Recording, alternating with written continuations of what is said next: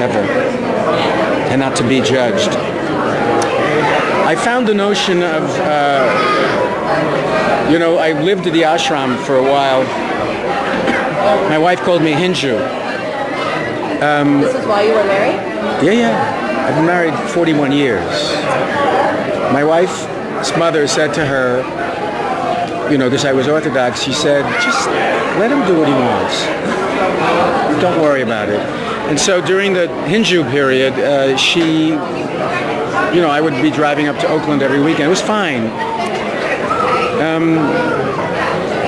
It was a fantastic time for me. I just knew that when it was over, it was over. I forgot your question.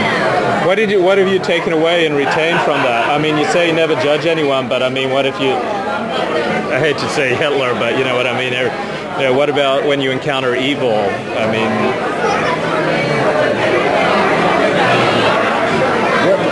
What does that have to do with what I took away? I'm not understanding your question. I asked you, what did you take away from your 5 years of this practice? And you said you took away never to judge anyone. So if you never judge anyone, how then do you relate to evil? For instance, like Jews relate to evil, in a very passionate, we judge. No, but I'm talking about judging people's spiritual beliefs. Right. I don't want people to judge me based on the fact that I'm not Shomer Shabbos.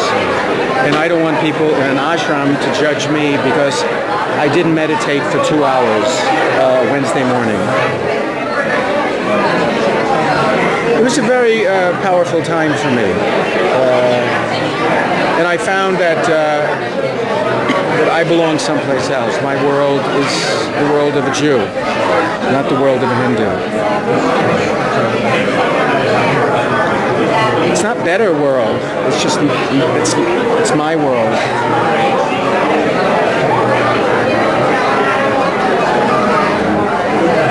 Anybody else want to say anything? Hello. Hi, Jacob. Wow. How did you know that you were going to go into show? How did you decide to go into show business? Honey, I had a cousin, Lola, who lived around the corner from me. I lived on Taylor Street. She lived on Wilson Street, the same block as the Shiva Torah Das. And she had a one-room apartment, and her mother had a curtain set. It was my father's brother. He died. A curtain separating the bed from the living room. And I used to say to my cousin Lola, I'll get behind the curtain, you say my name, and I'll come out singing and dancing. And I was 3 years old. I said the Fir Kashis in Yiddish when I was 4 years old. So,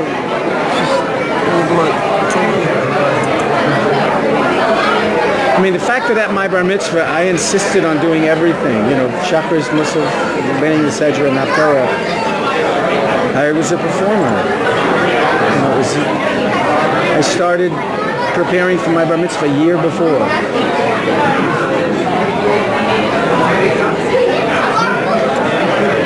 Are we finished yet? Does anybody have anything else to say or to ask? No? I like what you said about the judgment of other people's spiritual paths and practices. Well, I think it's important because I think that when we're so... I remember my cousin Eddie on Shabbos, we were in Florida. I was maybe 9 years old. And I remember we were walking with my cousin Eddie, and I heard change in his Shabbos. I heard change in his pocket. And I remember going back to my mother and saying, it's Shabbos, he has change and he has money in his pocket. And it stuck with me because I thought, who am I to judge my cousin Eddie? And that was, 60 years ago, and I still remember that.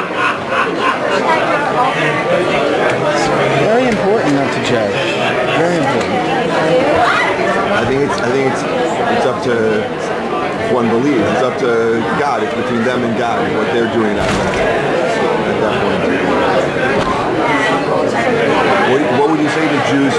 What would you say to Jews who believe that instead of being Jewish, they should occupy themselves with Buddhism exclusively? That Judaism per se. But I wouldn't say anything. I did that.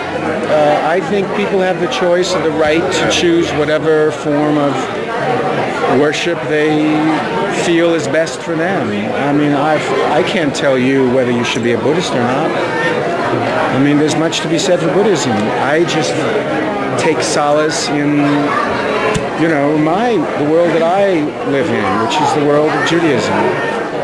But it's different from his Judaism and your Judaism.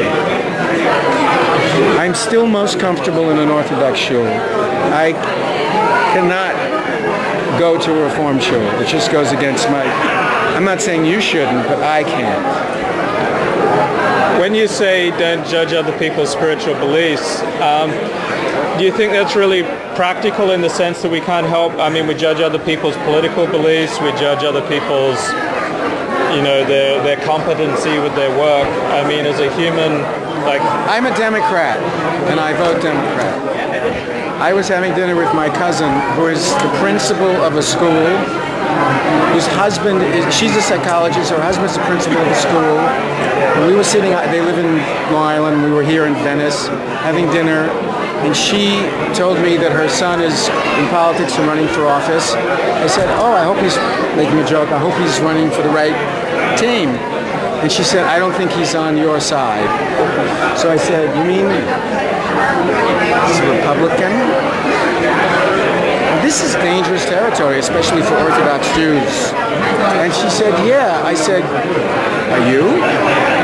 And she said, yeah. I said, did you vote for Bush? She said, yes. I said, twice? I said, I can't believe, that's what I said, my wife is kicking me under the table. And I said, I can't believe I'm sitting with my cousin, blood relative, and she voted for Bush twice. And I said, I can't believe it, I can't believe it. And then my wife said to me later, she said, it's none of your business. You can't tell Linda who she should vote for. Vote for who you want and keep your mouth shut. So, you know, yeah, I mean, you know, the Jews are funny about politics. And, you know, the Orthodox Jews, the conservative Jews, Reform Jews, we all have different feelings about, you know, Israel and about who protects Israel and how do we protect Israel the best. It's a very tricky situation. I mean, on a practical matter, you can't help but judge. If you believe strongly in your politics, you can't help but judge those. I think we have to be very careful how we express that and how we protect our own privacy and how if we believe in something passionately and with that strength, try to explain your feelings and maybe try to get people to understand how you feel so maybe they'll change. That's the most that you can do. But to condemn someone, as I was doing with my cousin, for her beliefs is crazy. Could you be friends, good friends with someone who held the opposite political beliefs to you? I could choose not to be. I could choose not to be, and that wouldn't be my choice. It would be very hard for me to be friendly with someone who voted for Bush, quite frankly. I'm not saying they're a bad person, but it would be hard for me to break bread with someone who voted for Bush the first time and the second time. What about work for somebody like that? I would choose not to. I would choose not to, but you can't. I can't tell you what to do. I mean, I have very strong feelings about this administration. Very strong feelings. But they're mine. And I'm not telling you to have those feelings. Do you think it's possible that some of your passion for politics is like passion that you've moved from religion? Like some people, when they're passionate about, you know, religion, then they move on and they look at something else to be passionate about, and social and political change becomes their vehicle for passionate belief. I think people have passion or they don't. I think it's either there or it's not. I don't think it has to do, I don't think it's a substitution. I think if you're going to be passionate about politics and you also have a need to have a spiritual world, that will exist also. I don't think mine is a replacement for